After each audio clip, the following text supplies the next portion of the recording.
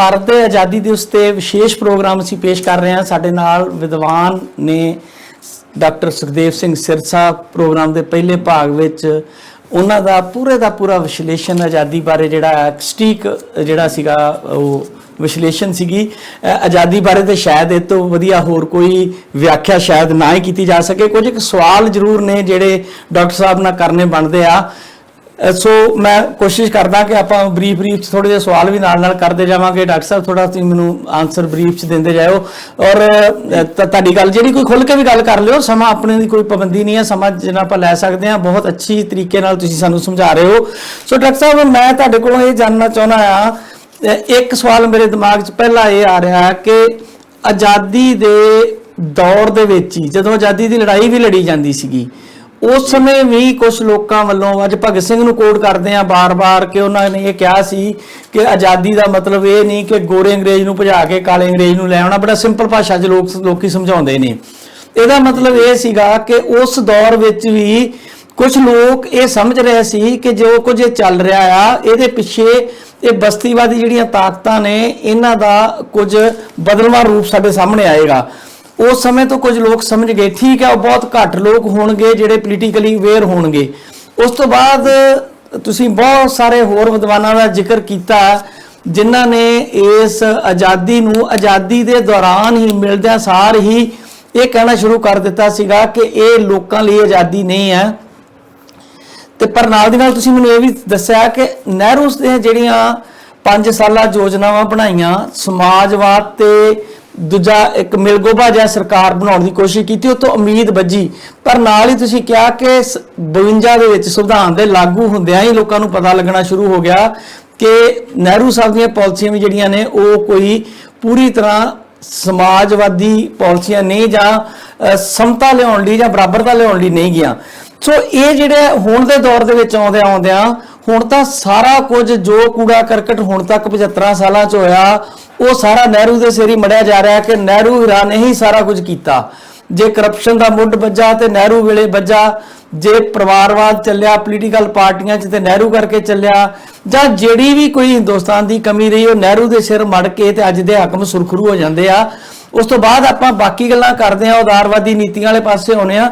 थोड़ा जिहा मैनूं ये समझाओ कि जदों ये जज्बा एडा लोकां च भी प्रबल होएगा, जदों आज़ादी 47 च मिली ते विद्वानां नूं ये पता भी लगन लग गया कि आज़ादी साडे भले लई नहीं आ, ते कोई एक प्रैशर बिल्ट नहीं हो सकिया। जिहड़े साडे लीडर सी सोहण सिंह भगना रहंदियां पढ़दे आ कि उन्हां नेहरू दे मूँह ते कहा सी कई चीज़ां भी तुसीं असीं कुब्बे काले पाणीआं दी जेल ना नहीं होए, तुहाडे राज नाल कुब्बे हो गए आ। इस तरह दी गल्लां जिहड़ियां आम लोकां नूं समझ आउंदियां कई वार असीं सुणदे रहे हां। पर की वजह बनी कि इन्ने साडे विद्वानां दे हुंदिआं लोकां नूं इस गल लई चेतन करके कोई लामबंदी नहीं हो सकी कि जिहड़ा भारत आज़ाद कराया, जिहड़े लोकां ने कुर्बानियां कीतियां उन्होंने इस काम लई सी नहीं सी कीतियां जिहो जी आज़ादी आपां नूं दे दित्ती गई है परोस के। ते ये किते ना किते साडी फेलियर नहीं रही उस समय तो लेके हुण तक दे जिहड़े इंटलैक्चुअल ने जिहड़े इन्हां चीज़ां नूं समझदे सीगे उन्हां दा ये दबदबा क्यों नहीं बन सकिया? देखो दो गल्लां ने ਗਿੱਲ ਸਾਹਿਬ ਸਰਜੀਤ ਜੀ। ਪਹਿਲੀ ਗੱਲ ਇਹ ਆ ਕਿ ਪੰਜਾਬੀਆਂ ਵਿੱਚ ਰਾਜਸੀ ਚੇਤਨਾ ਜਿਹੜੀ ਆ ਉਹ ਲਗਭਗ ਉਸੇ ਸਮੇਂ ਆਉਣੀ ਸ਼ੁਰੂ ਹੁੰਦੀ ਆ ਜਦੋਂ ਸਮੁੱਚੇ ਵਿਸ਼ਵ ਦੇ ਵਿੱਚ ਵੱਖ-ਵੱਖ ਕੌਮਾਂ ਬਸਤੀਵਾਦ ਦੇ ਖਿਲਾਫ ਲੜ ਰਹੀਆਂ ਸੀ ਤੇ ਆਪਣੇ ਆਪਣੇ ਰਾਹ ਤਲਾਸ਼ ਰਹੀਆਂ ਸੀ। ਸਭ ਤੋਂ ਪਹਿਲਾਂ ਪੰਜਾਬੀਆਂ ਦਾ ਮੈਂ ਸਮਝਦਾ ਕਿ ਜਿੱਥੇ ਪੰਜਾਬੀ ਰਾਜਸੀ ਤੌਰ 'ਤੇ ਬਹੁਤ ਚੇਤਨ ਹੁੰਦੇ ਨੇ ਉਹ ਸਾਡੀ ਗਦਰ ਲਹਿਰ ਆ। ਹਾਲਾਂਕਿ ਗਦਰ ਲਹਿਰ ਦੇ ਪਿਛੋਕੜ ਵਿੱਚ ਵੀ ਅਸੀਂ ਦੇਖਦੇ ਹਾਂ ਕਿ ਪੰਜਾਬ ਦੇ ਵਿੱਚ 1907 ਦਾ ਨਵਾਬ ਦਾ ਕਿਸਾਨ ਅੰਦੋਲਨ ਪਿਆ ਸੀ। ਦੇਖੋ ਇਹ ਤਾਂ ਬੜਾ ਸਪਸ਼ਟ ਹੈ ਕਿ 1849 ਦੇ ਵਿੱਚ ਪੰਜਾਬ ਜਿਹੜਾ ਹੈਗਾ ਉਹ ਬਸਤੀਵਾਦੀ ਰਾਜ ਪ੍ਰਬੰਧ ਦੇ ਅਧੀਨ ਹੁੰਦਾ ਤੇ 1859 ਤੱਕ ਜਾ ਕੇ ਜਿਹੜਾ ਸੀਗਾ ਪੰਜਾਬ ਜਿਹੜਾ ਸੀਗਾ ਹਿੰਦੁਸਤਾਨ ਨੂੰ ਉਹ ਕੰਪਨੀ ਰਾਜ ਦੀ ਥਾਂ ਤੇ ਉਹ ਸਿੱਧਾ ਬ੍ਰਿਟਿਸ਼ ਪਾਰਲੀਮੈਂਟ ਦੇ ਅਧੀਨ ਹੋ ਜਾਂਦਾ ਹੈ। ਇਹ 'ਚ ਕੋਈ ਸ਼ੱਕ ਨਹੀਂ।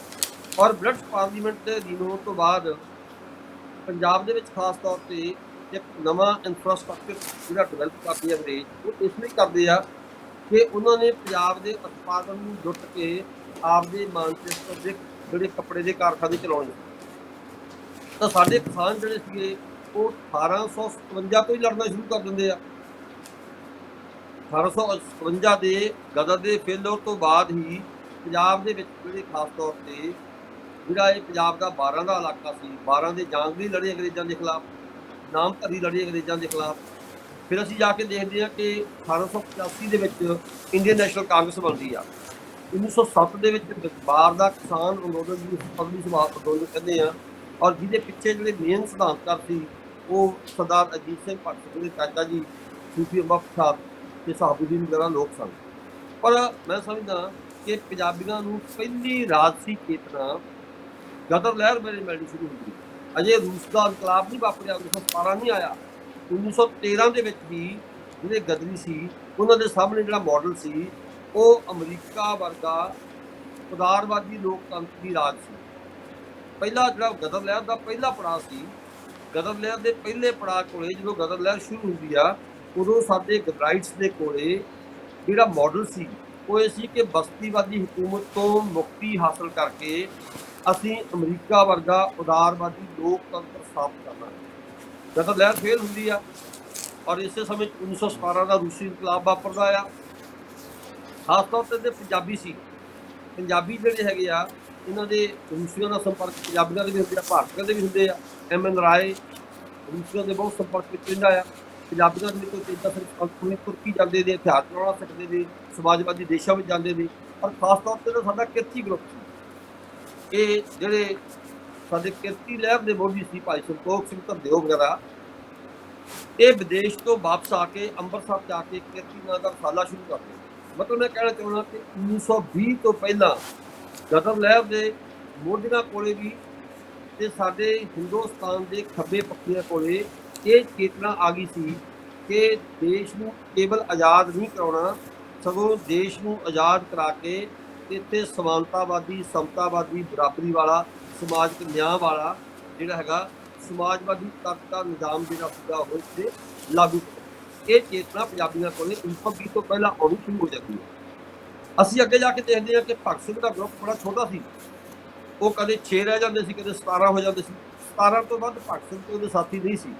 ਜਿਹੜੀ ਭਗਤ ਸਿੰਘ ਉਹਨਾਂ ਦੀ ਜਥੇਬੰਦੀ ਸੀ ਉਹਦੇ ਮੈਂਬਰ ਜਿਹੜੇ ਸੀਗੇ ਉਹ ਕਦੇ ਵੀ 17 ਤੋਂ ਨਹੀਂ ਵਧੇ। ਪਰ ਭਗਤ ਸਿੰਘ ਹੋਣਾ ਨੇ ਜਿਹੜਾ ਕਾਂਗਰਸ ਦਾ ਮਾਡਲ ਸੀ ਆਜ਼ਾਦੀ ਦਾ, ਉਸ ਮਾਡਲ ਨੂੰ ਵੀ ਚੁਣੌਤੀ ਦਿੱਤੀ ਤੇ ਇਸੇ ਸਮੇਂ ਦੇ ਜਿਹੜੇ ਬੁੱਧੀਜੀਵੀ ਸੀ ਉਹਨਾਂ ਨੇ ਗਾਂਧੀ ਦੇ ਰਾਸ਼ਟਰਵਾਦ ਦੇ ਮਾਡਲ ਨੂੰ ਵੀ ਜਿਹੜਾ ਸੀਗਾ ਚੁਣੌਤੀ ਦਿੱਤੀ। ਜਿਵੇਂ ਫਿਰ ਲਿਟਰੇਚਰ ਦੇ ਹਵਾਲੇ ਨਾਲ ਗੱਲ ਸਮਝਾਉਣੀ ਹੋਵੇ, ਇੱਕ ਪਾਸੇ ਸਾਡੇ ਕੋਲੇ ਮਹਾਤਮਾ ਗਾਂਧੀ ਵਾਲਾ ਰਾਸ਼ਟਰਵਾਦ ਆ, ਜਿਹੜਾ ਸਮਿਲਿਤ ਕਿਸਮ ਦਾ ਰਾਸ਼ਟਰਵਾਦ ਆ, ਜਿਹੜਾ ਸਾਂਝੀ ਸੰਸਕ੍ਰਿਤ ਵਿਰਾਸਤ ਵਾਲਾ ਰਾਜ ਆ, ਜਿਹਨੂੰ ਅਸੀਂ ਇਹ ਕਹਿ ਸਕਦੇ ਹਾਂ ਕਿ ਉਹ ਰਾਸ਼ਟਰਵਾਦ ਤੇ ਜਿਹਦੇ ਵਿੱਚ ਸਾਰਿਆਂ ਦੇ ਟਿਕਣ ਲਈ ਥਾਂ ਹੋਏਗੀ, ਸਾਰਿਆਂ ਦੇ ਸਮਾਉਣ ਲਈ ਥਾਂ ਹੋਏਗੀ, ਜਿਹਨੂੰ ਮੈਂ ਸਮਿਲਿਤ ਰਾਸ਼ਟਰਵਾਦ ਕਹਿੰਦਾ, ਜਿਹਨੂੰ ਕੰਪੋਜਿਟ ਕਲਚਰ ਕਹਿੰਦੇ। ਇੱਕ ਪਾਸੇ ਮਹਾਤਮਾ ਗਾਂਧੀ ਕੋਲ ਰਾਸ਼ਟਰਵਾਦ ਦਾ ਇਹ ਮਾਡਲ ਸੀ, ਔਰ ਦੂਜੀ ਗੱਲ ਹੈ ਕਿ ਇਹ ਵੀ ਸੱਚ ਆ ਕਿ ਹਿੰਦੁਸਤਾਨ ਨੂੰ ਇੱਕ ਰਾਸ਼ਟਰ ਵਿੱਚ ਬੰਨ੍ਹਿਆ ਆ ਕੇ ਅੰਗਰੇਜ਼ਾਂ ਦੇ ਆਉਣ ਤੋਂ ਪਹਿਲਾਂ ਹਿੰਦੁਸਤਾਨ ਦੇ ਵਿੱਚ 650 ਦੇ ਆਸ-ਪਾਸ ਸੀ। ਇੱਕ ਸਾਂਝੇ ਰਾਸ਼ਟਰ ਦਾ ਮਾਡਲ ਹੀ ਨਹੀਂ ਸੀ। ਹਿੰਦੁਸਤਾਨ ਰਾਸ਼ਟਰ ਦੇ ਰੂਪ 'ਚ ਵਿਕਸਿਤ ਹੀ ਉਦੋਂ ਹੁੰਦਾ ਆ ਜਦੋਂ ਅੰਗਰੇਜ਼ ਆ ਕੇ ਸਾਰੇ ਹਿੰਦੁਸਤਾਨ 'ਚ ਸਾਂਝੇ ਕਾਨੂੰਨ ਲਾਗੂ ਕਰਨਾ ਚਾਹੁੰਦੇ, ਔਰ ਇੱਥੋਂ ਦੀਆਂ ਰਿਆਸਤਾਂ ਨੂੰ ਉਹ ਹੌਲੀ-ਹੌਲੀ ਕਰਕੇ ਜਿੱਤਦੇ ਜਾਂਦੇ ਆ। ਤਾਂ ਜਿਹੜੀ ਸਾਡੀ ਕੌਮੀ ਤਹਿਰੀਕ ਆ, ਸਾਡੀ ਕੌਮੀ ਤਹਿਰੀਕ ਦੇ ਵਿੱਚ ਇੱਕ ਰਾਸ਼ਟਰਵਾਦ ਦਾ ਮਾਡਲ ਉੱਭਰਿਆ, ਜਿਹੜਾ ਮਾਡਲ ਸਭ ਦੀ ਸਾਂਝ ਵਾਲਾ ਤੇ ਸਭ ਨੂੰ ਇੱਕੋ ਜਿਹਾ ਸਮਝਣ ਵਾਲਾ ਸੀ, ਜਿਹੜਾ ਹਿੰਦੁਸਤਾਨ ਦੇ ਏਕੇ ਵਾਲਾ ਮਾਡਲ ਸੀ। ਪਰ ਇਸ ਰਾਸ਼ਟਰਵਾਦ ਨੇ ਵੀ ਹਾਰ ਜਾਣਾ ਆ, ਇਸ ਰਾਸ਼ਟਰਵਾਦ ਨੇ ਵੀ ਸਾਡਾ ਭਲਾ ਨਹੀਂ ਕਰਨਾ। ਇਹ ਗੱਲ ਸਾਡੇ ਕੁਝ ਲੇਖਕਾਂ ਨੂੰ ਤੇ ਚਿੰਤਕਾਂ ਨੂੰ ਸਮਝ ਆਉਣੀ ਸ਼ੁਰੂ ਕੀਤੀ। ਤੁਸੀਂ ਇਸ ਦੌਰ ਦੀਆਂ ਐਮ ਰਾਏ ਦੀਆਂ ਰਾਈਟਿੰਗ ਨੂੰ ਪੜ੍ਹ ਕੇ ਦੇਖੋ, ਤੁਸੀਂ ਇਸ ਦੌਰ ਦੀਆਂ ਜਿਹੜੇ ਸਾਡੇ ਭਾਈ ਸੰਤੋਖ ਸਿੰਘ ਹੁਣੀ ਕਿਰਤੀ ਗਰੁੱਪ ਵਾਲੇ ਨੇ ਉਹਨਾਂ ਦੀਆਂ ਰਾਈਟਿੰਗ ਨੂੰ ਪੜ੍ਹ ਕੇ ਦੇਖੋ, ਔਰ ਪ੍ਰੋਫੈਸਰ ਪੂਰਨ ਸਿੰਘ ਨੂੰ ਪੜ੍ਹ ਕੇ ਦੇਖੋ। ਪ੍ਰੋਫੈਸਰ ਪੂਰਨ ਸਿੰਘ 1919 ਚ ਉਹਨਾਂ ਦੀ ਕਿਤਾਬ ਛਪਦੀ ਆ, ਪਹਿਲੀ ਕਿਤਾਬ। ਉਹ ਉਸ ਕਿਤਾਬ ਵਿੱਚ ਉਹ ਕਹਿ ਰਹੇ ਆ ਕਿ ਇੱਕ ਹੋਣ ਦਾ ਲਾਈ ਚਾਰ ਤੂੰ, ਇਹ ਤਾਰੇ, ਇਹ ਬਾਗ, ਇਹ ਬੰਦ ਦੇ, ਇਹ ਫੁੱਲ ਬੰਦ ਦੇ। ਮਤਲਬ ਜਿਹੜਾ ਮਾਡਲ ਰਾਸ਼ਟਰਵਾਦ ਦਾ 1940-45 ਦੇ ਆਸ-ਪਾਸ ਜਾ ਕੇ ਮਾਓ ਜੇ ਤੁੰਗ ਨੇ ਦਿੱਤਾ ਕਿ 1000 ਫੁੱਲ ਖਿੜਨ ਦਿਓ, ਮਤਲਬ ਇਹ ਸੀ ਕਿ ਰਾਸ਼ਟਰ ਇੱਕ ਸਾਂਝੀ ਚੇਤਨਾ ਵਾਲਾ ਰਾਸ਼ਟਰ ਨਾ ਹੋਵੇ, ਸਾਂਝੀ ਚੇਤਨਾ ਦੇ ਨਾਲ ਨਾਲ ਵਖਰੇਵਿਆਂ ਦੀ ਚੇਤਨਾ ਵਾਲਾ ਵੀ ਰਾਸ਼ਟਰਵਾਦ ਹੋਵੇ। ਔਰ ਇਹੀ ਗੱਲ ਸਾਡਾ ਬਾਬਾ ਬਲਵੰਤ ਕਹਿ ਰਿਹਾ ਸੀ ਕਿ ਇਹ ਜਿਹੜੀ ਦੇਸ਼ ਭਗਤੀ ਹੈ ਨਾ ਜਾਂ ਰਾਸ਼ਟਰਵਾਦ ਆ, ਉਹ ਕਹਿੰਦਾ ਬੜਾ ਖਤਰਨਾਕ ਵੀ ਹੈ ਦੇਸ਼ ਭਗਤੀ ਤਬਾਹੀ ਮਨੁੱਖਤਾਈ ਦੀ, ਬੜਾ ਖਤਰਨਾਕ ਹੈ ਕੋਮਲ ਸ਼ਬਦ ਵਤਨ ਮੇਰਾ। ਜਦੋਂ ਅਸੀਂ ਕਹਿੰਦੇ ਮੇਰਾ ਵਤਨ, ਮੇਰਾ ਦੇਸ਼, ਮੇਰੀ ਧਰਤੀ, ਮੇਰਾ ਰਾਸ਼ਟਰ, ਜਿਸ ਰਾਸ਼ਟਰ ਦੇ ਵਿੱਚ ਵਖਰੇਵਿਆਂ ਲਈ ਥਾਂ ਨਾ ਹੋਵੇ। ਸੋ ਮੈਂ ਕਹਿਣਾ ਚਾਹੁੰਦਾ ਕਿ 1920 ਤੋਂ ਲੈ ਕੇ 1930-31 ਤੱਕ ਭਗਤ ਸਿੰਘ ਹੋਰਾਂ ਦੀ ਸ਼ਹਾਦਤ ਤੱਕ ਪੰਜਾਬ ਦੇ ਵਿੱਚ ਦੋ ਕਿਸਮ ਦੀ ਰਾਜਸੀ ਚੇਤਨਾ ਆਉਣੀ ਸ਼ੁਰੂ ਹੋ ਗਈ ਸੀ।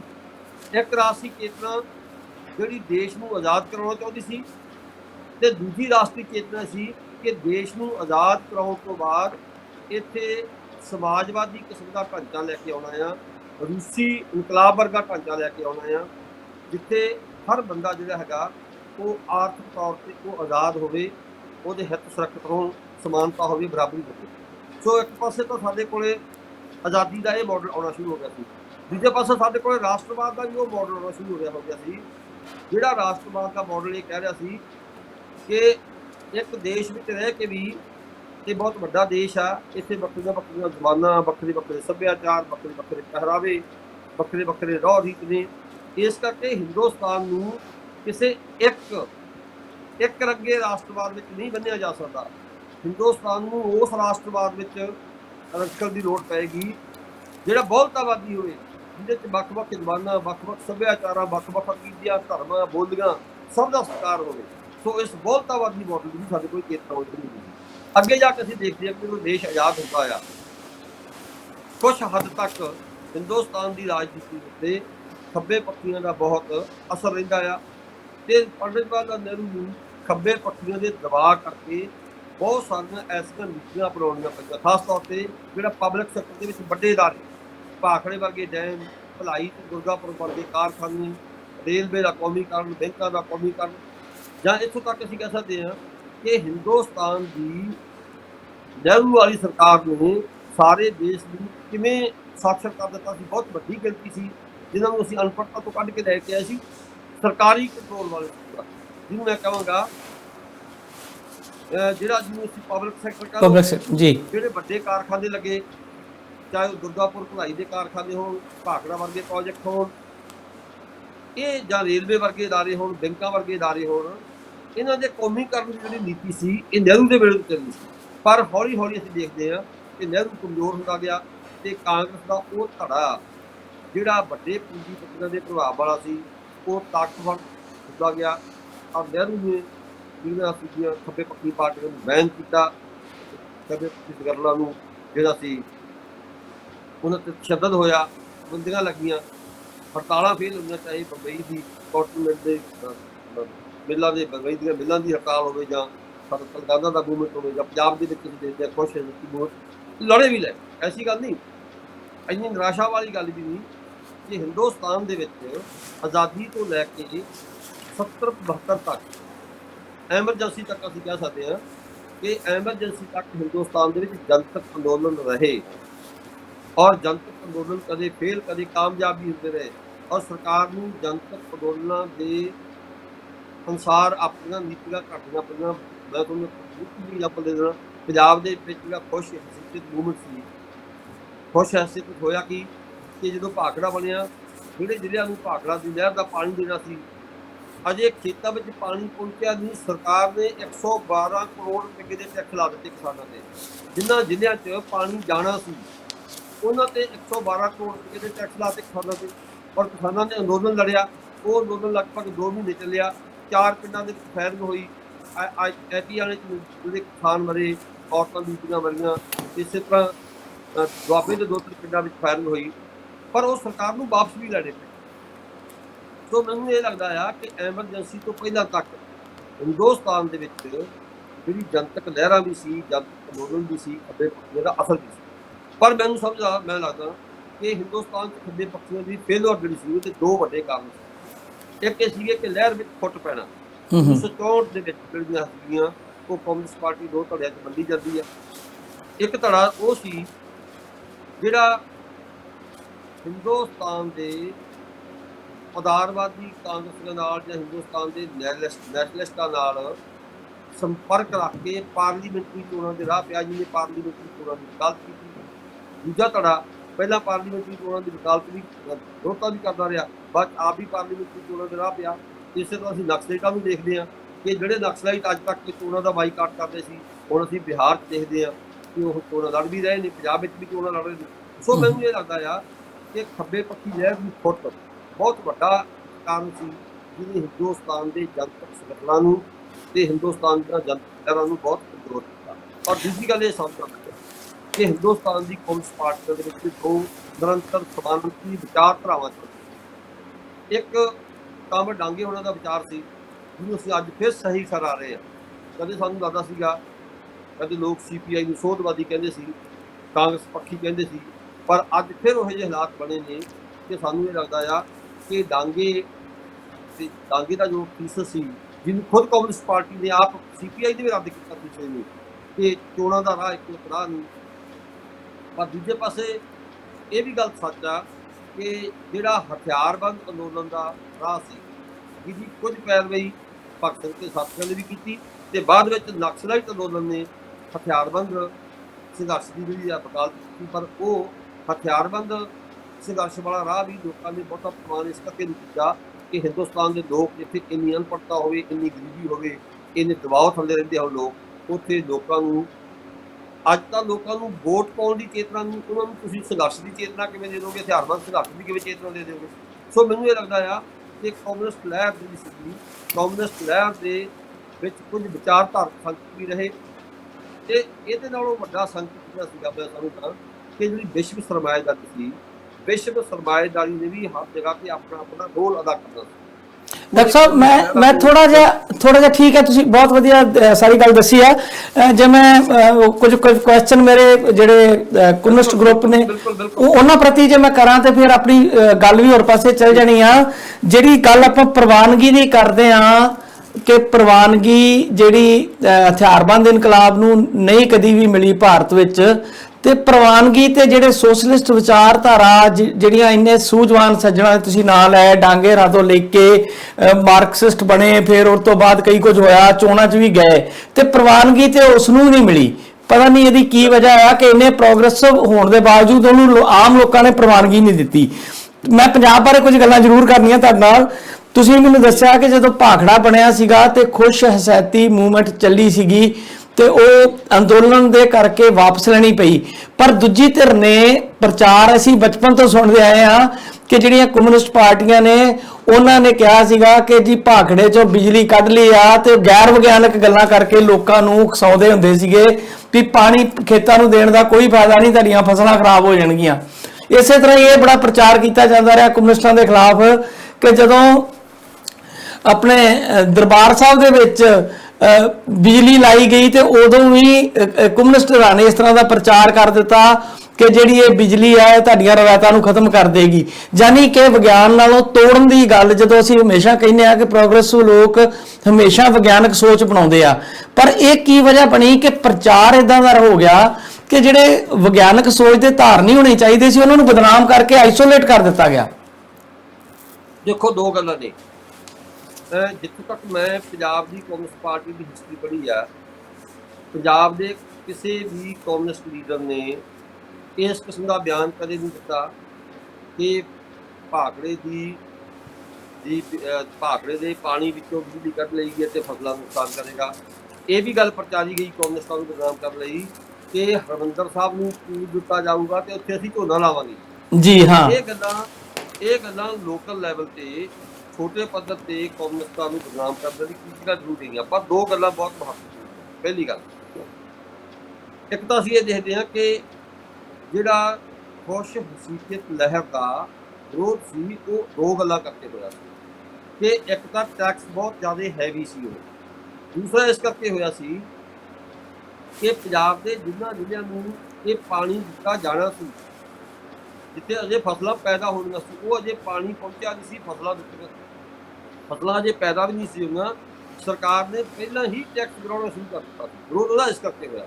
ਦੂਸਰੀ ਗੱਲ, ਜਿੱਥੋਂ ਤੱਕ ਕਮਿਊਨਿਸਟਾਂ ਦੇ ਨਾਸਤਕ ਹੋਣ ਦਾ ਤੇ ਰੱਬ ਨੂੰ ਨਾ ਮੰਨਣ ਦਾ, ਸਿੱਖ ਧਰਮ ਨੂੰ ਨਾ ਮੰਨਣ ਦਾ ਪ੍ਰਚਾਰ ਆ, ਇਹ ਬਹੁਤ ਮਹੱਤਵਪੂਰਨ ਰਿਹਾ ਪੰਜਾਬ। ਔਰ ਇਹਦੇ 'ਚ ਕਮਿਊਨਿਸਟ ਪਾਰਟੀ ਨੇ ਕੁਝ ਗਲਤੀਆਂ ਵੀ ਕੀਤੀਆਂ, ਇਹ 'ਚ ਕੋਈ ਸ਼ੱਕ ਨਹੀਂ ਕਿ ਸਿੱਖ ਫਲਸਫੇ ਦੀ, ਗੁਰਬਾਣੀ ਦੀ ਜਿੰਨੀ ਵਿਗਿਆਨਕ ਤੇ ਇਨਕਲਾਬੀ ਵਿਆਖਿਆ ਕਮਿਊਨਿਸਟਾਂ ਨੇ ਕੀਤੀ ਆ, ਚਾਹੇ ਉਹ ਸੰਤ ਸਿੰਘ ਸੇਖੋਂ ਹੋਵੇ, ਚਾਹੇ ਉਹ ਡਾਕਟਰ ਅਤਰ ਸਿੰਘ ਹੋਣ, ਚਾਹੇ ਉਹ ਪ੍ਰੋਫੈਸਰ ਕਿਸ਼ਨ ਸਿੰਘ ਹੋਣ, ਜੀ ਚਾਹੇ ਉਹ ਗਿਆਨ ਸਿਲਸਿਲਾ ਹੋਣ,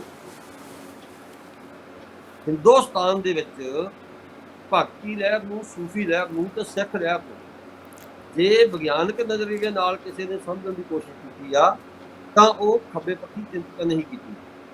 ਸੋ ਇੱਕ ਗੱਲ ਜ਼ਰੂਰ ਰਹੀ ਆ ਕਿ ਸਾਡੇ ਲੋਕਲ ਲੈਵਲ ਦੀ ਲੀਡਰਸ਼ਿਪ ਨੂੰ ਇਸ ਗੱਲ ਦੀ ਸਮਝ ਨਹੀਂ ਆਈ ਕਿ ਲੋਕ ਜਿਹੜੇ ਸਦੀਆਂ ਤੋਂ ਧਰਮ ਦੇ ਮੁਹਾਵਰੇ 'ਚ ਗੱਲ ਸਮਝਣ ਦੇ ਆਦੀ ਆ, ਅਸੀਂ ਲੋਕਾਂ ਨੂੰ ਗੱਲ ਧਰਮ ਦੇ ਮੁਹਾਵਰੇ ਤੋਂ ਤੋੜ ਕੇ ਨਹੀਂ ਸਮਝਾ ਸਕਦੇ। ਦੂਜੀ ਗੱਲ, ਅਸੀਂ ਲੋਕਾਂ ਨੂੰ ਗੱਲ ਪੰਜਾਬ ਦੇ ਆਪਣੇ ਸੱਭਿਆਚਾਰ ਤੇ ਆਪਣੇ ਇਤਿਹਾਸ ਤੋਂ ਲੱਗ ਕਰਕੇ ਨਹੀਂ ਸਮਝਾ ਸਕਦੇ। ਜਦੋਂ ਅਸੀਂ ਲੈਨਨ, ਮਾਓ ਜਾਂ ਮਾਰਕਸ ਜਾਂ ਏਂਗਲਸ ਦੀ ਗੱਲ ਕਰਦੇ ਹਾਂ ਤਾਂ ਪੰਜਾਬੀ ਬੰਦੇ ਦੀ ਸੰਵੇਦਨਾ ਵਿੱਚ ਉਹ ਪ੍ਰੇਰਨਾ ਤੇ ਉਤੇਜਨਾ ਨਹੀਂ ਜਾਗਦੀ ਜਿਹੜੀ ਸਾਨੂੰ ਸਿੱਖ ਇਤਿਹਾਸ ਦੇ ਨੈਕਾਂ ਦੇ ਵਿੱਚੋਂ ਜਾਗੇਗੀ। ਜੀ ਬਿਲਕੁਲ ਸਹੀ। ਗੁਰੂ ਨਾਨਕ, ਗੁਰੂ ਤੇਗ ਬਹਾਦਰ, ਗੁਰੂ ਅਰਜਨ ਦੇਵ ਜੀ, ਗੁਰੂ ਗੋਬਿੰਦ ਸਿੰਘ ਜੀ ਜਾਂ ਬੰਦਾ ਬਹਾਦਰ ਜਾਂ ਈਵਨ ਇੱਥੋਂ ਤੱਕ ਕਿ ਅਸੀਂ ਜਿਹੜੇ ਸਾਡੇ ਬਾਅਦ ਦੇ ਸਿੱਖ ਨਾਇਕ ਨੇ, ਦੇਖੋ ਪੰਜਾਬ ਦੇ ਅਵਚੇਤਨ ਨੂੰ ਸਮਝੇ ਬਿਨਾਂ ਪੰਜਾਬ ਦੇ ਲੋਕਾਂ ਨੂੰ ਉਹਨਾਂ ਦੇ ਮਸਲੇ ਤੇ ਪੰਜਾਬ ਦੇ ਲੋਕਾਂ ਨੂੰ ਸਹੀ ਰਾਜਨੀਤੀ ਨਹੀਂ ਸਮਝਾਈ ਜਾ ਸਕਦੀ।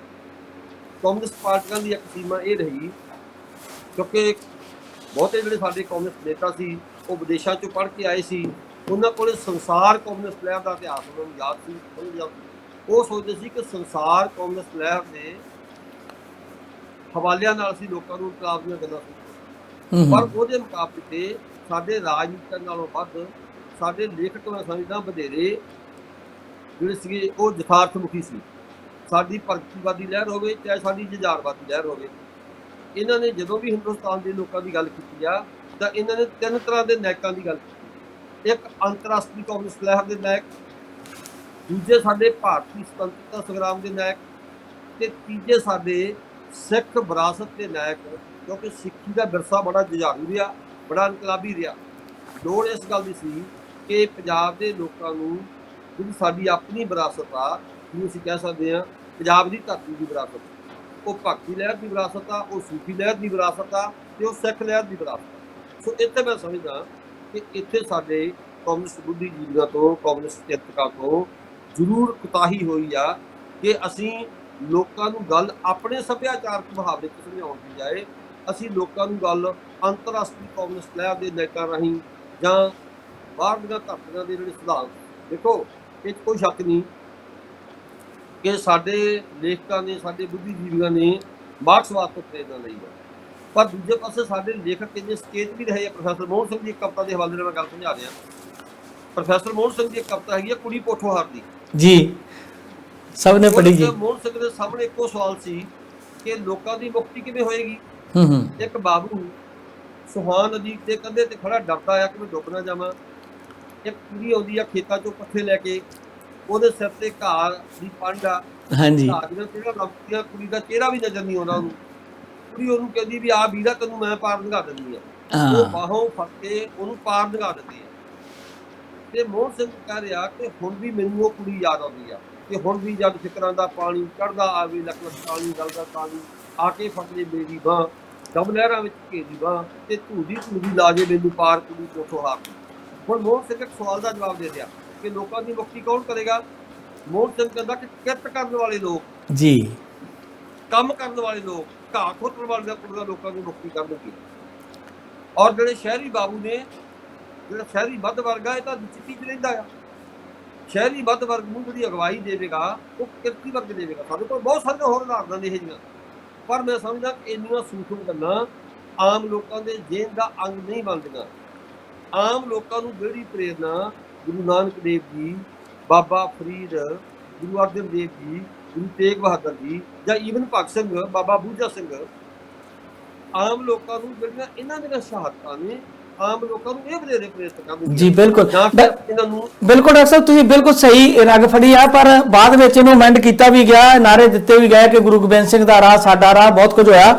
ਪਰ ਇੱਕ ਚੀਜ਼ ਇੱਥੇ ਫਿਰ ਆਪਾਂ ਇਸ ਬਹਿਸ 'ਚ ਪੈ ਜਾਾਂਗੇ, ਇੱਕ ਸਵਾਲ ਇੱਥੇ ਇਹ ਵੀ ਆ ਕਿ ਇੱਕ ਖੇਤਰ ਦੇ ਨਾਇਕ ਨੇ ਜਿੰਨੇ ਆਪਾਂ ਗਣਾਏ ਨੇ ਪੰਜਾਬ ਦੇ ਆਲੇ ਦੁਆਲੇ ਦੀ ਗੱਲ, ਤੇ ਜਦੋਂ ਆਪਾਂ ਇਹਨਾਂ ਦੇ ਉੱਤੇ ਟੇਕ ਰੱਖ ਕੇ ਗੱਲ ਕਰਦੇ ਆ ਤੇ ਬਾਕੀ ਭਾਰਤ ਜਿਹੜਾ ਦਿੱਲੀ ਤੋਂ ਅੱਗੇ ਲੰਘ ਜੀਏ ਸਾਰਾ ਹੀ, ਜਿਹੜਾ ਖਾਸ ਕਰਕੇ ਸੈਂਟਰਲ ਇੰਡੀਆ ਜਿਹੜਾ ਯੂਪੀ ਸੀਪੀ ਜਿਹਨੂੰ ਕਹਿੰਦੇ ਆ, ਬਿਹਾਰ ਕਹਿੰਦੇ ਆ, ਉਹਨਾਂ ਲੋਕਾਂ ਨੂੰ ਲੱਗਣ ਲੱਗ ਜਾਂਦਾ ਹੈ ਕਿ ਇਹ ਜਿਹੜੇ ਕੋਈ ਸਿੱਖ ਨਾਇਕ ਨੇ ਇਹ ਸਾਡੇ ਤੋਂ ਅਲੱਗ ਨੇ, ਜਾਂ ਜਿੱਦਾਂ ਦਾ ਭਰ ਦਿੱਤਾ ਗਿਆ। ਭਾਵੇਂ ਅੱਜ ਕੱਲ ਸਾਰਾ ਕੁਝ ਦੋਸ਼ ਨਹੀਂ ਆਰਐਸਐਸ ਤੇ ਪਾ ਦਿੰਦੇ ਆ, ਪਰ ਮੁੱਢ ਕਦੀਮ ਤੋਂ ਹੀ ਜਦੋਂ ਦੀ ਅਸੀਂ ਹੋਸ਼ ਸੰਭਾਲੀ ਆ, ਇੱਕ ਵਿੰਗੇ ਟੇਢੇ ਢੰਗ ਨਾਲ ਜਿੰਨੇ ਵੀ ਰਾਜਨੀਤਿਕ ਦਲ ਆਏ, ਕਾਂਗਰਸ ਵੀ ਵਿੱਚ ਰਹੇ, ਉਹਦੇ ਸ਼ਾਮਲ ਕੀ ਆਗੂ ਹੀ ਹੋ ਰਹੀ ਆ, ਉਹਨਾਂ ਨੇ ਵੀ ਇਸ ਤਰ੍ਹਾਂ ਦੀ ਫਿਰਕਾ ਪ੍ਰਸਤੀ, ਜਿਹੜਾ ਖੇਤਰੀ ਵਖਰੇਵੇਂ ਆ, ਭਾਵੇਂ ਉਹ ਭਾਸ਼ਾ ਦੇ ਆਧਾਰ ਤੇ ਹੋਣ ਚਾਹੇ ਉਹ ਧਰਮ ਦੇ ਆਧਾਰ ਤੇ ਹੋਣ, ਉਹਨਾਂ ਨੂੰ ਖੜੇ ਕੀਤਾ।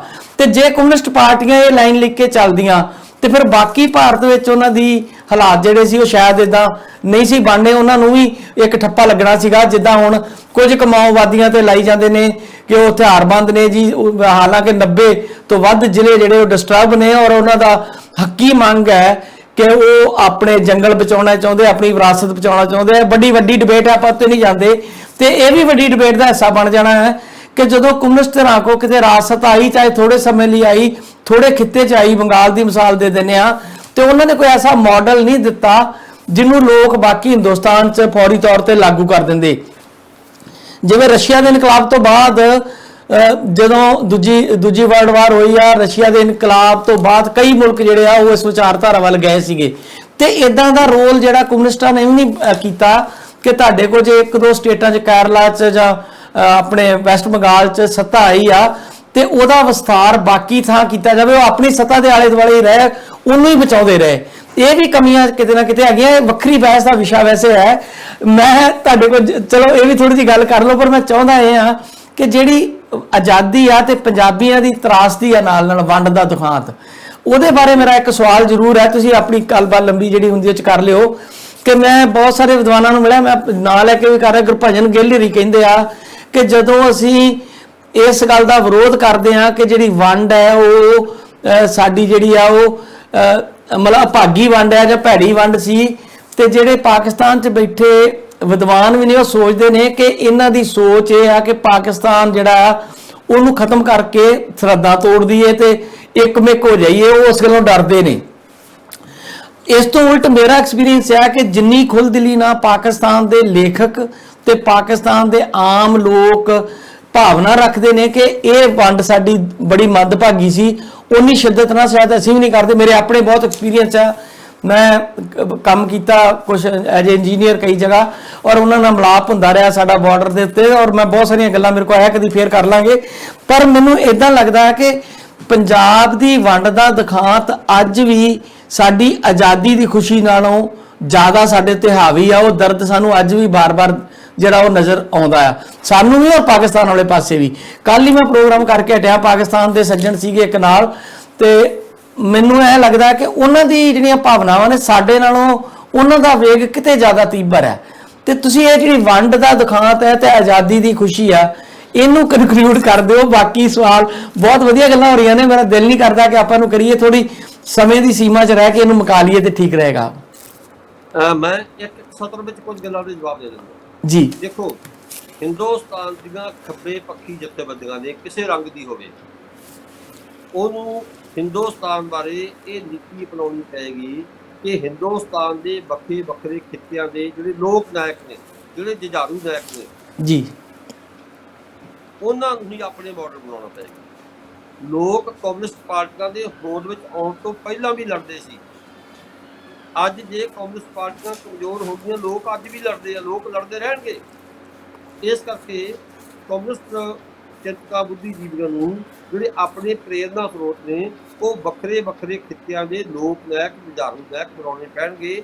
ਚਾਹੇ ਉਹ 1857 ਦੇ ਬਾਅਦ ਦੇ ਜੰਗਲੀ ਅੰਦੋਲਨ ਹੋਵੇ, ਚਾਹੇ ਉਹ ਸਾਡੇ ਹਿੰਦੁਸਤਾਨ ਦੇ ਵਿੱਚ ਅਰਧ ਦੇ ਵੀਰ ਕੁੰਵਰ ਸਿੰਘ ਅੰਦੋਲਨ ਹੋਵੇ, ਚਾਹੇ ਉਹ ਧੁਰ ਦੱਖਣ ਜਾ ਕੇ ਵੀਰ ਪੰਡੀਅਨ ਦਾ ਜ਼ਿਕਰ ਹੋਵੇ। ਕਿਉਂਕਿ ਸਾਡੇ ਤਾਂ ਇਹ ਲਹਿਰ, ਸਾਡੀ ਤਾਂ ਚੇਤਨਾ ਹੀ ਬਹੁਤ ਆਉਂਦੀ ਹੈ। ਵੀਰ ਪੰਡੀਅਨ ਜਿਹੜਾ ਤਮਿਲਨਾਡੂ ਦੇ ਖਿੱਤੇ ਦਾ ਨਾਇਕ ਆ, ਉਹਨੂੰ ਤਾਂ 1799 ਵਿੱਚ ਅੰਗਰੇਜ਼ਾਂ ਨੇ ਫਾਂਸੀ ਲਾ ਦਿੱਤਾ ਸੀ ਦਰਖਤ ਨਾਲ, ਇਹ ਕਹਿਣ ਤੇ ਕਿ ਵੀਰ ਪੰਡਿਆਂ ਨੂੰ ਅੰਗਰੇਜ਼ਾਂ ਨੇ ਕਿਹਾ ਕਿ ਤੂੰ ਸਾਨੂੰ ਲਗਾਨ ਦੇ। ਉਹਨੇ ਕਿਹਾ ਵੀ ਲਗਾਨ ਤਾਂ ਤੁਸੀਂ ਦਿਓ, ਤੁਸੀਂ ਸਾਡੇ ਦੇਸ਼ 'ਚ ਆ ਕੇ ਵਪਾਰ ਕਰਦੇ ਹੋ, ਲਗਾਨ ਤਾਂ ਤੁਸੀਂ ਦਿਓ।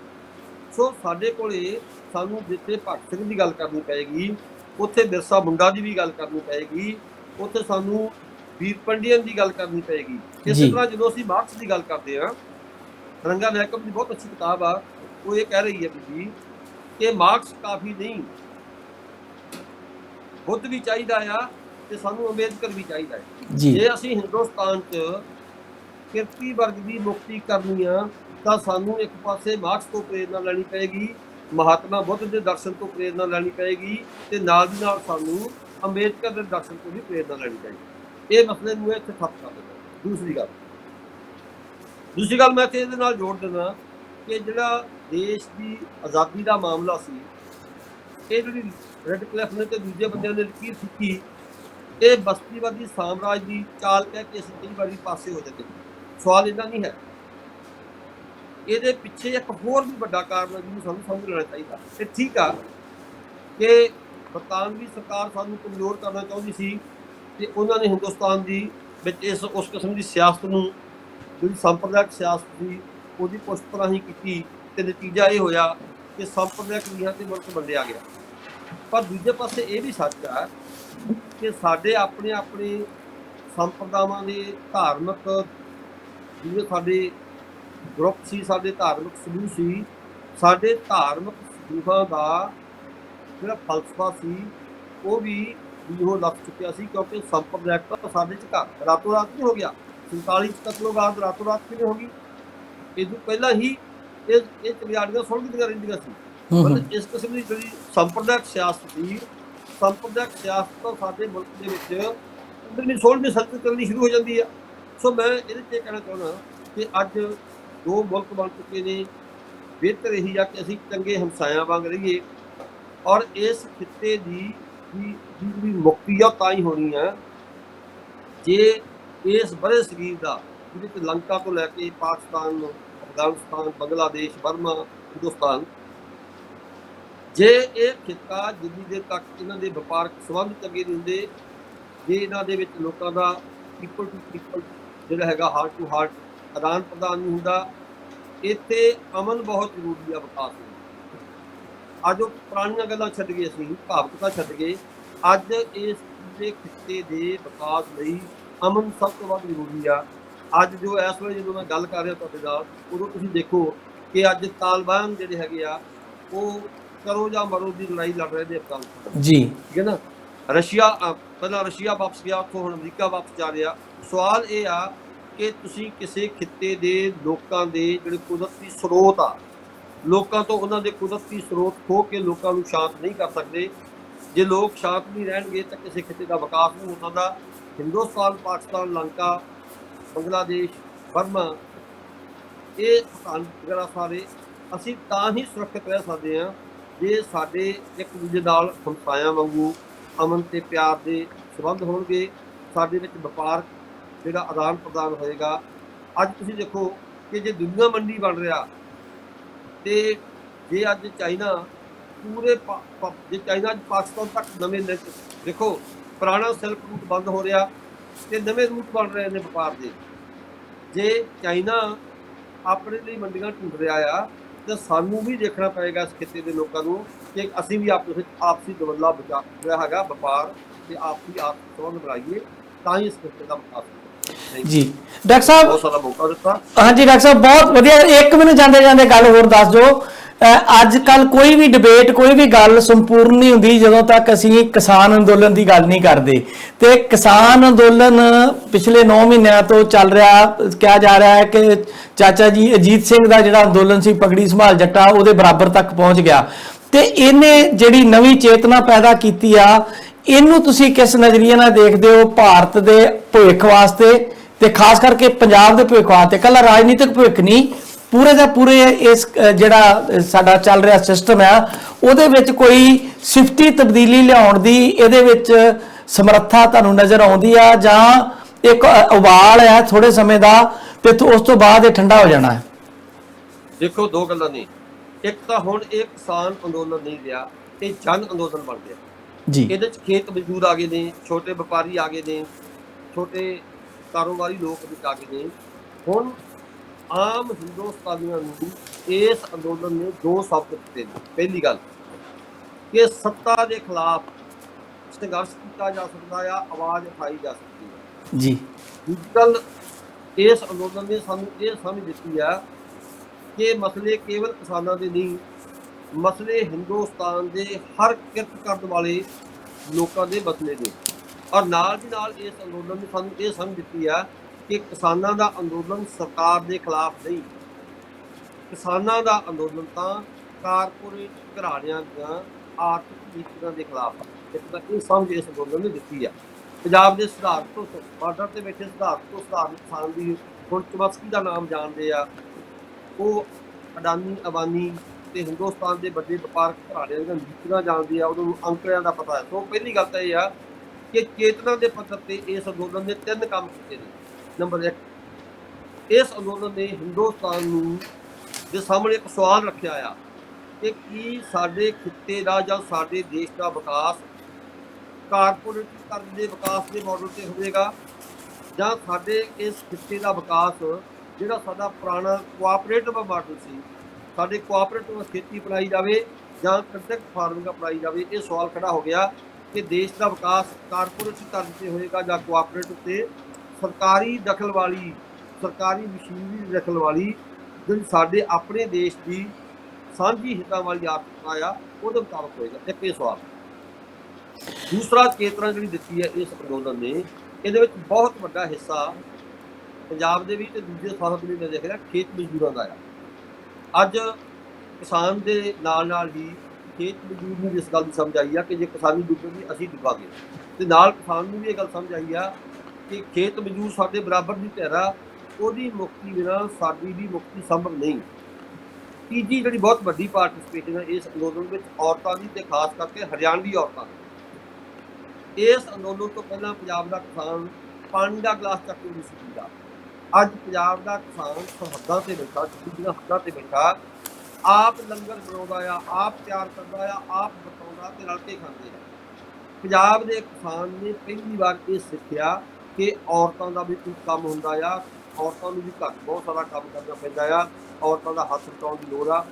ਇੱਕ ਤਾਂ ਪੰਜਾਬ ਦੇ ਕਿਸਾਨ ਵਿੱਚ ਇਹ ਸਿਫਤੀ ਤਬਦੀਲੀ ਮੈਂ ਦੇਖਦੇ ਹਾਂ ਉੱਥੇ ਕਿ ਕਿਸਾਨ ਲੰਗਰ ਬਣਾ ਰਹੇ ਹੁੰਦੇ ਆ, ਬੀਬੀਆਂ ਨਾਲ ਬੈਠੀਆਂ ਬਣਾ ਰਹੀਆਂ ਹੁੰਦੀਆਂ, ਜਾਂ ਬੀਬੀਆਂ ਕਈ ਵਾਰੀ ਬੀਬੀਆਂ ਲੰਗਰ ਛਕ ਰਹੀਆਂ ਹੁੰਦੀਆਂ ਤੇ ਕਿਸਾਨ ਛਕਾ ਰਹੇ ਹੁੰਦੇ ਆ। ਦੂਜੀ ਵੱਡੀ ਗੱਲ ਇਹ ਸੀ ਕਿ ਹਰਿਆਣਵੀ ਔਰਤ ਜਿਹੜੀ ਦਿਨੇ ਪਰਦਾ ਕਰਦੀ ਸੀ, ਘੁੰਮਦੀ ਰਹਿੰਦੀ ਸੀ, ਅੱਜ ਉਹ ਔਰਤ ਮੋਰਚਿਆਂ ਤੇ ਬੈਠੀ ਆ, ਟਰੈਕਟਰ ਚਲਾ ਰਹੀ ਆ, ਟਰੈਕਟਰ ਜਿਹੜੀ ਪਰੇਡ ਵਿੱਚ ਪਾਰਟੀਸਪੇਟ ਕਰ ਰਹੀ ਆ।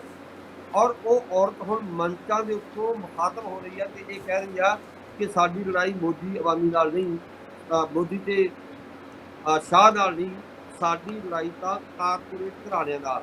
ਕਿਉਂਕਿ ਨਵੀਂ ਚੇਤਨਾ ਜਿਹੜੀ ਹੈ ਨਾ ਔਰਤ ਦੇ ਵਿੱਚ, ਚੇਤਨਾ ਪੰਜਾਬ ਦੇ ਖੇਤ ਮਜ਼ਦੂਰ ਦੇ ਵਿੱਚ ਚੇਤਨਾ, ਛੋਟੇ ਜਿਹੜੇ ਕਾਰੋਬਾਰੀ ਦੇ ਮਨ ਵਿੱਚ ਆਈ ਚੇਤਨਾ। ਔਰ ਇਸ ਅੰਦੋਲਨ ਨੇ, ਇਸ ਅੰਦੋਲਨ 'ਚ ਮੇਰਾ ਇਹ ਦਾਅਵਾ ਆ ਕਿ ਜਿਹੜਾ ਵੀ ਉਸ ਅੰਦੋਲਨ 'ਚ ਚਲਾ ਗਿਆ, ਭਾਵੇਂ ਇੱਕ ਦਿਨ ਲਈ ਤਮਾਸ਼ਬੀਨ ਬਣ ਕੇ ਚਲਾ ਗਿਆ, ਉਹ ਉਸ ਅੰਦੋਲਨ ਤੋਂ ਜਦੋਂ ਵਾਪਸ ਆਏਗਾ ਤਾਂ ਉਹ ਇੱਕ ਬਦਲਿਆ ਹੋਇਆ ਇਨਸਾਨ ਹੋਏਗਾ। ਬਿਲਕੁਲ ਡਾਕਟਰ ਸਾਹਿਬ, ਤੁਸੀਂ ਠੀਕ ਕਹਿ ਰਹੇ ਹੋ, ਤੇ ਸਾਨੂੰ ਉਮੀਦ ਵੀ ਇਹ ਰੱਖਣੀ ਚਾਹੀਦੀ ਹੈ ਕਿ ਅੰਦੋਲਨ ਸਾਡੇ ਮੁਲਕ ਨੂੰ ਨਵੀਂ ਦਿਸ਼ਾ ਦੇਵੇਗਾ। ਤੁਹਾਡਾ ਬਹੁਤ ਧੰਨਵਾਦ, ਤੁਸੀਂ ਬਹੁਤ ਕੰਮ ਦੀਆਂ ਗੱਲਾਂ ਸਾਨੂੰ ਦੱਸੀਆਂ ਨੇ, ਤੇ ਬਹੁਤ ਬਹੁਤ ਤੁਹਾਡਾ ਫਿਰ ਇੱਕ ਵਾਰੀ ਮੈਂ ਸ਼ੁਕਰੀਆ ਅਦਾ ਕਰਦਾ। ਤੇ ਫਿਰ ਅੱਗੋਂ ਤੋਂ ਕਿਸੇ ਇਹੋ ਜਿਹੇ ਵਿਸ਼ੇ ਦੇ ਉੱਤੇ ਤੁਹਾਡੇ ਵਿਚਾਰ ਅਸੀਂ ਜ਼ਰੂਰ ਲੈਣ ਦੀ ਕੋਸ਼ਿਸ਼ ਕਰਾਂਗੇ। ਤੁਹਾਡਾ ਬਹੁਤ ਸ਼ੁਕਰੀਆ ਜੀ, ਧੰਨਵਾਦ। ਮਿਹਰਬਾਨੀ ਹਰਜੀਤ ਜੀ। ਮੈਂ ਤੁਹਾਡੇ ਚੈਨਲ ਟੀਵੀ ਪੰਜਾਬੀ ਦੁਨੀਆ, ਤੁਹਾਡੇ ਵਿਊਅਰਸ, ਤੁਹਾਡੇ ਦਰਸ਼ਕਾਂ ਦਾ, ਸਰੋਤਿਆਂ ਦਾ ਮੈਂ ਬਹੁਤ ਮਸ਼ਕੂਰ ਹਾਂ ਕਿ ਤੁਸੀਂ ਮੈਨੂੰ ਇੱਕ ਮੰਚ ਤੇ ਆਪਣੀ ਗੱਲ ਕਹਿਣ ਦਾ ਮੌਕਾ ਮਿਲਿਆ। ਮਿਹਰਬਾਨੀ। Thank you sir.